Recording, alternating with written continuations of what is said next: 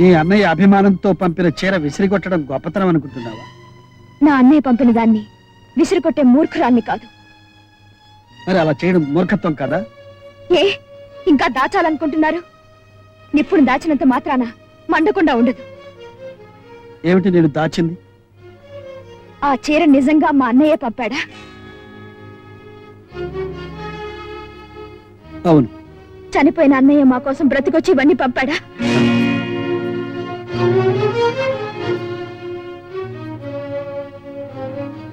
అది నీకెవరు చెప్పారు?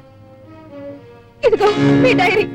మా అన్నయ్య అన్యాయంగా హత్య చేయబడ్డాడని, మిమ్మల్ని కాపాడే ప్రయత్నంలో చచ్చిపోయాడని మీరు స్వయంగా రాసుకున్న నిజాలు.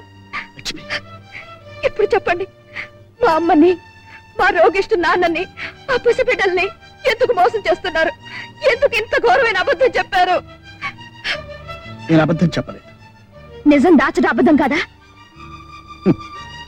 కొన్ని నిజాలు ఎప్పుడు పడితే అప్పుడు చెప్పలేదు, చెప్పకూడదు. అందుకని అబద్ధం చెప్పి వాళ్ళకి లేనిపోని ఆశలు కలిగిస్తారా? లేదు. ఈ ఇంట్లో అందరూ మీ అన్నయ్య మీద ఉంచుకున్న ఆశలు, అతని చుట్టూ అల్లుకున్న ఊహలు ఒక్కసారిగా కూలిపోతే తట్టుకోలేక ఏమైపోతారో అని భయపడ్డా.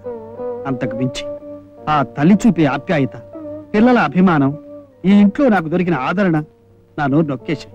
నన్ను మీతో చెప్పకుండా చేశాయి. లాయర్ కదూ, అబద్ధాన్ని సమర్థించటం మీ వృత్తి, నిజాన్ని తలెత్తకుండా పాతేయడం మీ ప్రతిభ. నువ్వు చెప్పేదానిలో ధనాపేక్ష ఉంది లక్ష్మి, కానీ ఇక్కడే ఉంది. నేను ఎందుకు నాటకం ఆడాలి? నాకేం అవసరం? నీ ప్రశ్నకు నీకు నువ్వైనా సమాధానం చెప్పుకోగలవా? కనీసం ఊహించగలవా? అక్కర్లేదు. ఇంకా ఏ ఊహలో నాటకాలు నాకు అక్కర్లేదు. మీరు పొద్దున్నే ఇక్కడి నుంచి వెళ్ళిపోండి. ఈ భయంకరమైన నిజాన్ని నా గుండెల్లో దాచుకోలేను. మీరుండగా నేను చెప్పినా, ఈ స్థితిలో మీరే చెప్పినా, మీరు నాటకం ఆడి సంపాదించిన గౌరవం, మర్యాదలు ఒకేసారి నాశనం అయిపోతాయి. వాళ్ళు ఏమైపోతారని కాదు, వాళ్ళు మిమ్మల్ని ఏం చేస్తారో ఊహించలేను. ఆ స్థితి రానివ్వకండి. మర్యాదగా ఇక్కడి నుంచి వెళ్ళిపోండి. మరి మీ కుటుంబ బాధ్యత? మా బాధ్యతల్ని మోయమని మిమ్మల్ని ముష్టెత్తావా? నా ప్రాణం నిలబెట్టిన వాడి కుటుంబం నిలబెట్టడం నా ధర్మం. చూడండి, మీకు ఆఖరిసారిగా మర్యాద ఇచ్చి మాట్లాడుతున్నాను. సూర్యుడు ఉదయించేటప్పటికి మీరు ఇంట్లో ఉండడానికి వీల్లేదు. ఉన్నారా? ఏం జరుగుతుందో నాకే తెలీదు. Please get lost.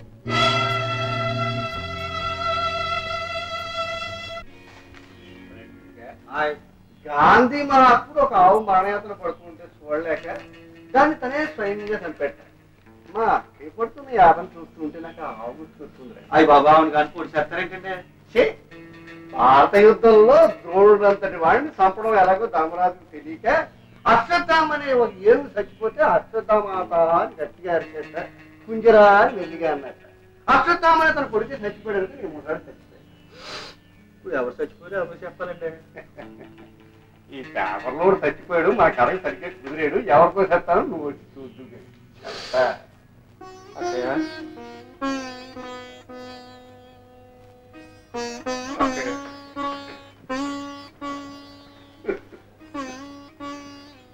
ఊరుకోండి బాబు ఊరుకోండి,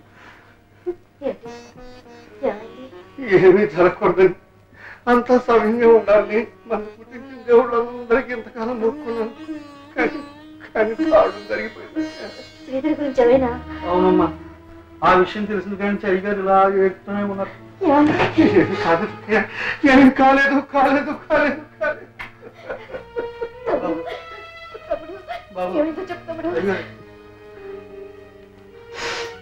అక్కయ్య ఈ పేపర్ ఒక వార్త పడింది. గుండె రాయి చేసుకున్నాను. గుండె రాయి చేసుకున్నాను, అంతకంటే బాగలేదు. బిట్రగుంటకి 2 కిలోమీటర్ల దూరంలో రైలు పట్టాల మీద గుర్తు తెలియని కుర్రాడి శవం కనిపించింది. దొరికిన ఆహారాన్ని బట్టి పరిశీలిస్తే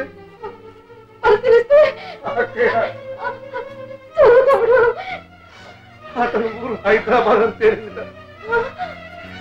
అతని పేరు పేరు పేరు శ్రీధరం తేలింది. అంత మాట అనకండి బాబు. మీ రుణం త్వరలోనే తీర్చాలని నాకు ఉంది. మీరేమీ అనుకోకపోతే మా దగ్గర తీసుకున్న పొలం సాగు చేసుకునే అవకాశం మాకివ్వండి.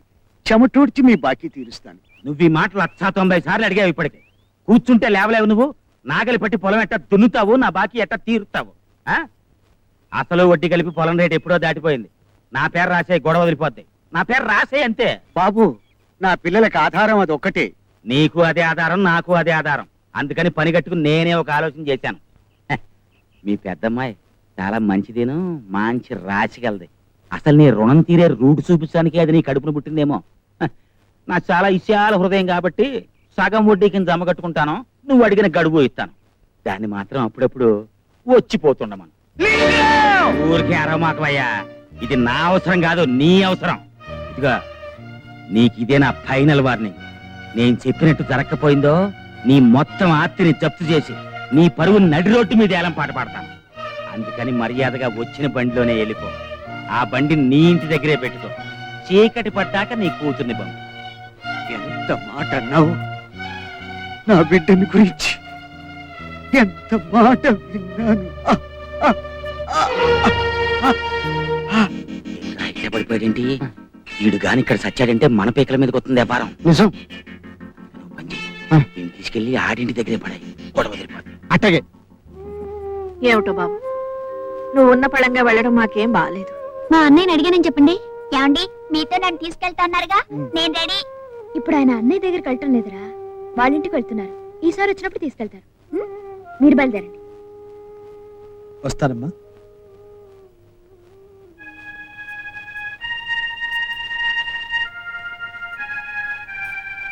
ఏంటి ఆగారు? మీ నాన్నగారితో ఒకసారి చెప్పెడదాము. మా నాన్న ఎప్పుడు వస్తారో ఏమో తెలియదు. మీరు ఆలోచన చేస్తే బస్ దొరకదు. వెళ్ళండి.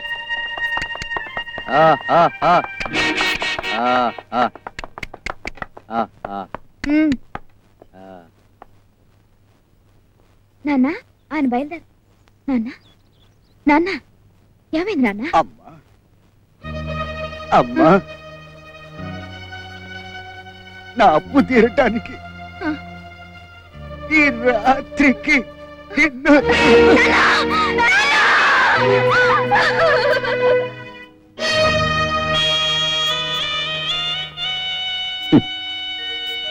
కొరివి పెట్టడానికి కొడుకు లేడని బాధపడక అన్నపూర్ణ, వాడు పెట్టవలసిన కొరివి ఎప్పుడో పెట్టి వెళ్ళాడు. ఇక ఈ కట్టెని కాటికి చెరవేయడానికి కదా, అందుకు నీకు నేనైనా ఉన్నాను. రేపు నాకెవరున్నారు అన్నపూర్ణ? నాకెవరున్నారు?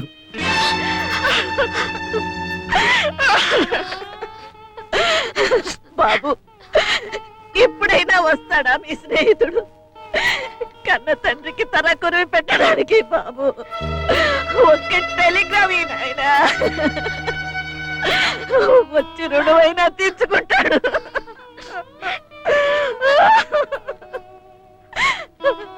ఏమండి, ఒక్కసారి లోపలికి రండి.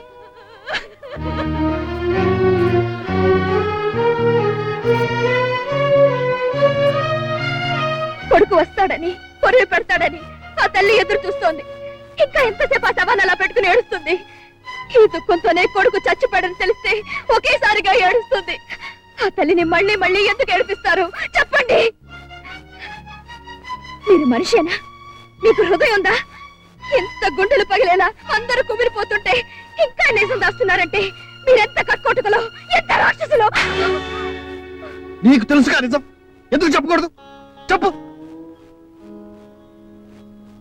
ఏం చెయ్యాను? ఈ దారుణాన్ని ఎలా చెప్పాలో తోచక నేనెంత నలిగిపోతున్నానో నీకేం తెలుసు? సరే, ఇదే నా కర్తవ్యాన్ని నాకు చూపింది. నా రుణం ఎలా తీర్చుకోవాలో చెప్పింది. కన్న కొడుకును కాకపోయినా, కన్నవాళ్ళకు కాకపోయినా కర్మ చేసే అవకాశం కలిగి. సరే, ఇప్పుడు చెప్పు.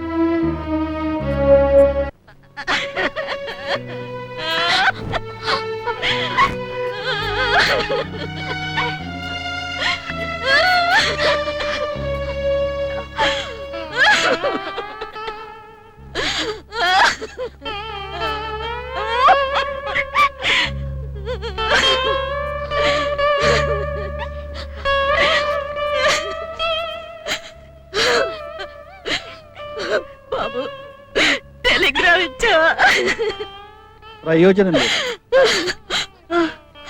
అంటే వాడు వాడు ఎప్పుడు కూడా తిరిగి రాంటావా? ఇప్పటికే కాదమ్మా, ఇంకెప్పటికీ రాలేడు. అమ్మా, 2 నెలల క్రితమే మీ అబ్బాయి మనల్ని అందరినీ వదిలిపెట్టి వెళ్ళిపోయాడమ్మా.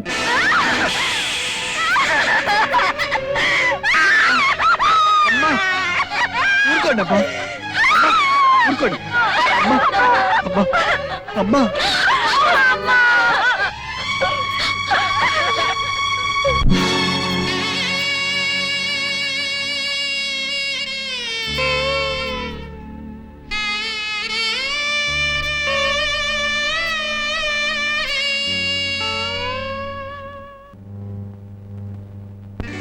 లింగం గారు,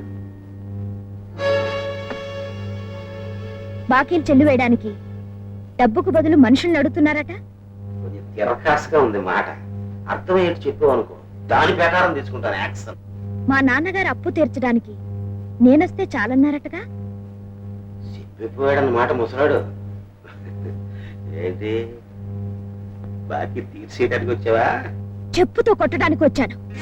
అప్పున్నాం కదా అని అందరినీ బానిసలుగా చూస్తే ఊరుకుంటారనుకుంటున్నావా?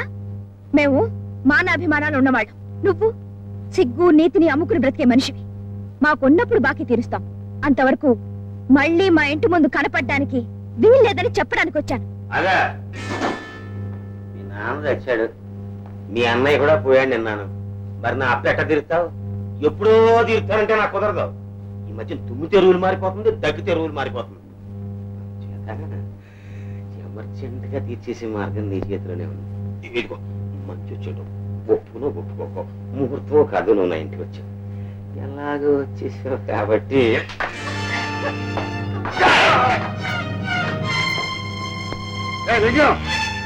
నేను ఇక్కడే ఇప్పుడే ముక్కలుగా నరికేయగలను, కానీ ఏం చెయ్యాలో, నీ బాకీ ఎలా తీర్చాలో నాకు బాగా తెలుసు.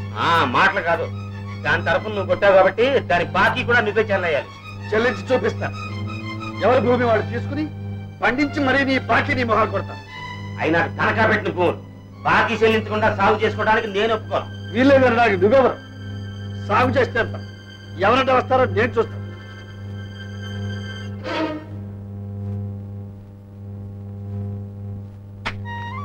అయ్యా, మీ పొలాన్ని కాదు మా పొలాన్ని కూడా అప్పులు కట్టలేదని ఎట్టగే బీడు చేసినాడండి.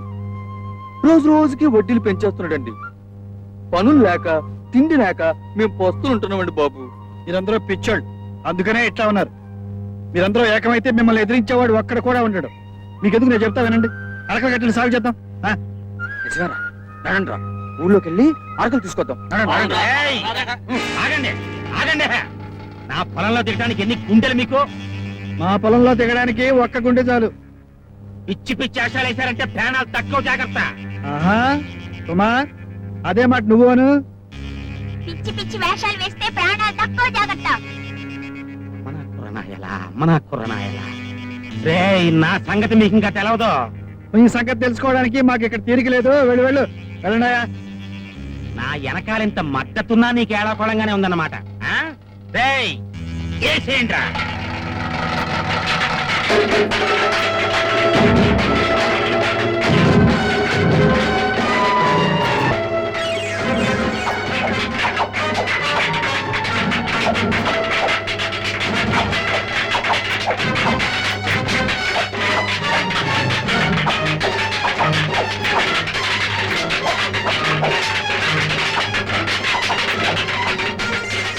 రోజుకి 2 గొర్రెలు తినాలి, ఇంటికి బిర్యానీ తినాలి, ఫైటింగ్ చేయటం మాత్రం రాదు.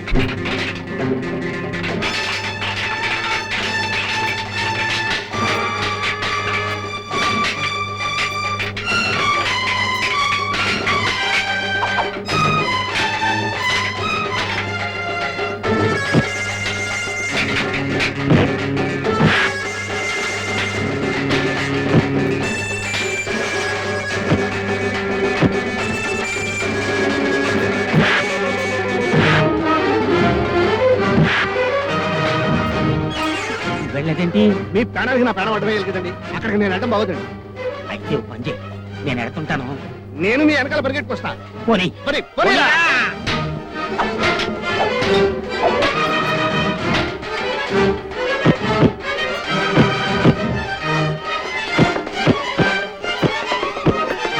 కుటుంబ కంటే దెబ్బలే బాగున్నట్టున్నారా నా కొడక మెల్లిగా మెల్లిగా.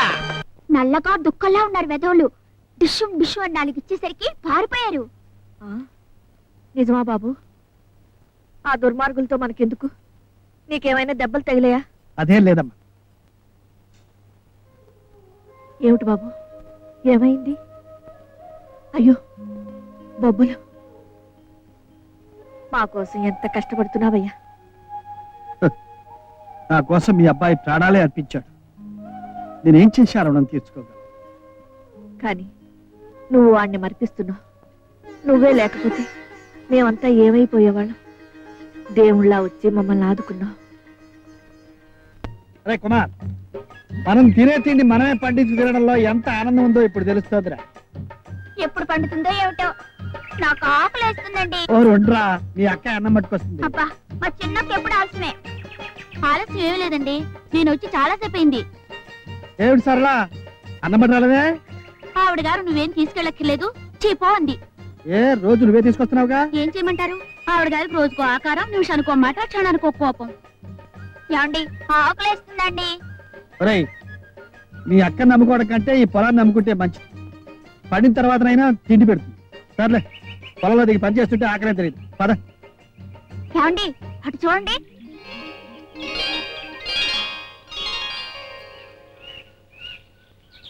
ఇటండి. చేతులు కడుకుని వచ్చి భోంచేయండి. మిమ్మల్నే వెళ్ళండి.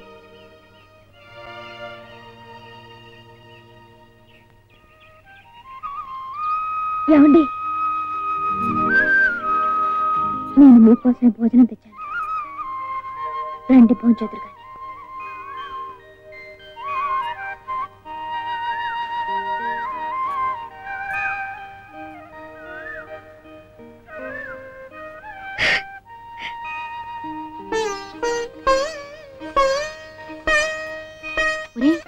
ఏమిటి వాళ్ళిద్దరు అలా మాట్లాడుకుంటున్నారు? అది నాకు తెలియటం లేదు సరళక్క. ఇక మన పొలంలో పంటలతో పాటు పాటలు కూడా పండుతాయి.